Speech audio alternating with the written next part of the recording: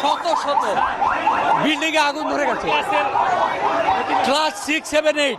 আর madam Bangla মিডিয়ামের বাচ্চারা, ছাত্ররা অনেকে অনেকে অনেকে মানে এটা বলা যাবে না, বিভৎস বিভৎস অবস্থা।